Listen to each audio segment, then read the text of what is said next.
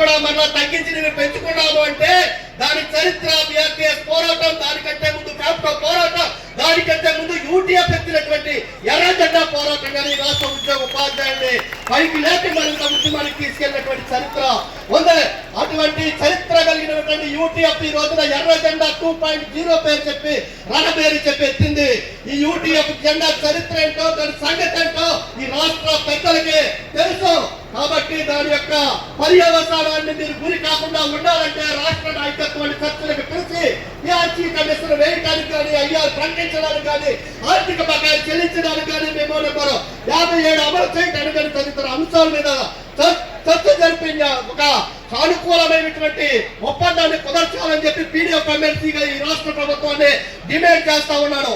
మరలా శాసన మండలికి వెళ్తాను. ఇప్పుడు వెళ్ళిన తర్వాత ఏమాత్రం బడ్జెట్ మీద డిస్కషన్స్ కి అవకాశం అడిగాను, ఇస్తారా లేదా? అప్పుడు మన ముగ్గురు ముండగా అయితే సమయం వచ్చేది, కానీ ఈ రోజు సమయం వచ్చే పరిస్థితి లేదు.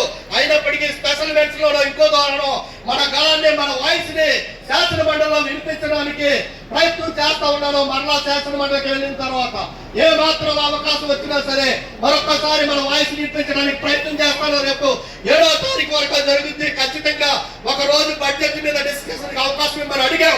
అవకాశం ఇస్తే కనుక ఖచ్చితంగా మన డిమాండ్స్ ఏవైతే ఉన్నాయో ఆ డిమాండ్స్ మీద శాసన మండలిలో ఆల్రెడీ నిరాశలో ఈ రాష్ట్ర ఉద్యోగ ఉపాధ్యాయుల హక్కుల కోసం పోట్లాడుతుంది పీడీఎఫ్ ఎమ్మెల్సీ.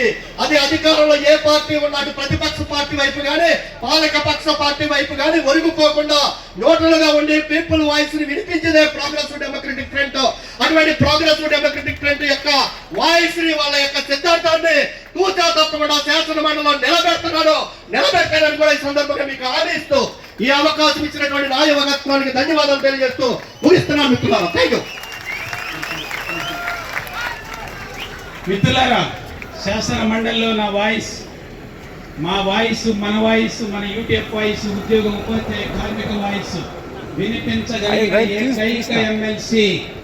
ఒక రకంగా శాసన మండలిలో శాసన సభ మొత్తం ఈ రోజు